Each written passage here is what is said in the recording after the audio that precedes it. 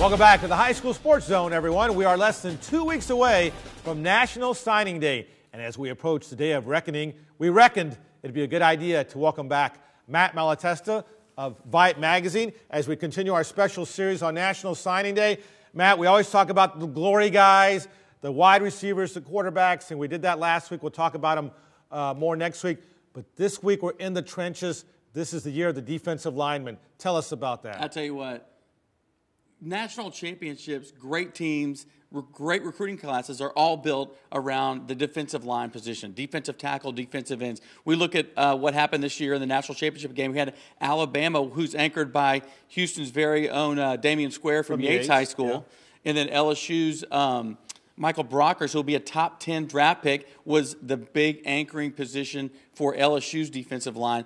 Both guys, tremendous players. Here in the city of Houston, we got two more sitting right here. Michael was from Chavez, right? That's right. Yeah, so that's amazing. So defensive line, we got two big guys right here. So tell us about these two guys right here. We had Anthony Smith and also Deon Hollins. Some good recruits right there. Awesome recruits, two great guys. Anthony Smith has fallen in a long line of great defensive tackles from the Westfield Mustang program and Corby Meekins. And then Deon Hollins will be one of the top kids in 2013 in the state, even possibly the nation, at the defensive end position. All right, let's talk to them right now. We'll come back to you, Matt.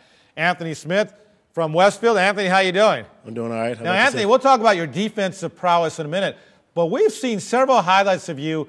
You come in on goal line situations, and you scored how many touchdowns this year? I had about 10 or 11. 10 or 11 touchdowns. So when there's a 300-pound guy running at you, you don't really want to tackle you, do you? Nah. All right, so you're going to Texas Tech. Yes, sir. Tell us why you chose the Red Raiders. Oh, I chose the Red Raiders because it's a pretty new coaching staff, and early playing time is very highly of me. You know, I chose it because you got to go where your heart is. You know, you can't just go because they have the best uniforms or they have the best school or the girls or the facility. You got to go for where your heart is, number one. You got to think about the girls a little bit. All right, just kidding. So, Coach Tuberville over there, you got to be excited about what's going on with the Red Raiders. Yes, sir. He comes from a long line when he was at Miami, and then he went to Auburn. I think it was 2004 when there was a competition between Auburn.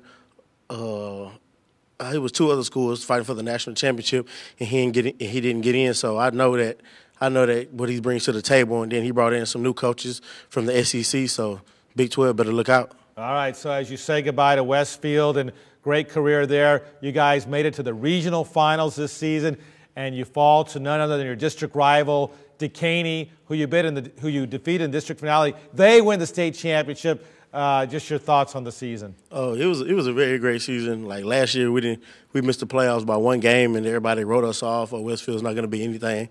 But this year, we showed everybody. Then we ended up going to the fourth round, and so we just had a lot to prove. And then, you know, it was a backyard brawl. If they didn't win state, it was going to be us. So there you go.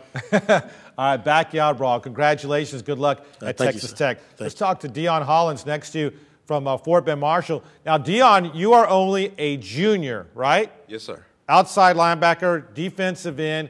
Tell us schools that are already making you offers as a junior. That would be Nebraska, Texas Tech, Stanford, Arkansas, and Duke, just to name a few. Just to name a few. What is that like for you as a junior to get all this attention, and how do you handle all that already? Well, you know, I talked to my dad, and in my family, me and him, you know, we are very close then, and so we just talk about it, and, you know, I just try to keep a mellow head, and it hit me like a whirlwind, the whole recruiting process as a whole. So as you start this process, what are some of the things you're going to be looking for, and how are you going to narrow the field and start making trips and doing all that stuff? Well, at the top of my list, I would have to say is, you know, coaching stability. I mean, I want to go to a program where, you know, the coaches there have been there a while, and, you know, they care about their players. Another thing would be tradition. I want to go to a program that, you know, it feel like when you go there, it feel like your heart is in it. So. Yeah, so that's great stuff. So you got another year at Fort Bend Marshall. What about the Buffs this coming season? What's the outlook? What's the early outlook for the Buffs? Well, we're returning 4 defensive linemen, all 4, our whole offensive line. So I think, you know, that's the trench. You know, that's the heart of the team, you know, the cornerstone. So I think we'll be all right. All right, great job. Pass the mic back here to Matt, and good luck. We'll talk to you throughout the season. So, Matt, next week, can we expect anything big to develop in recruiting? We're only about 2 weeks away. Anybody going to change their mind, or we're pretty much good to go? What do you think? Well, I'll tell you what, with what has happened in the assistant coaching ranks, Joe DeForest from Oklahoma State taking the job at West Virginia, that kind of wipes away the chance that Oklahoma State really had in getting the likes of Trey Williams and Braylon Addison. I think those guys ended up going to Texas A&M. Garrett Hope we had on last week from the Woodlands will be taking a visit to West Virginia this weekend. He also visited New Mexico. Look for him making a decision pretty quickly. Yeah, he said he was leaning toward West Virginia, so we'll see. Well, good. Great stuff. All We'll right. see you next week as we continue our special series, right? Very good. Special. All right, very special. Matt and you guys, thanks very much. All right, when we come back, we'll have lots more basketball. We'll also have soccer action from the Katy I-10 shootout. And we'll welcome in Jim Hicks of RCS Sports. We'll be right back.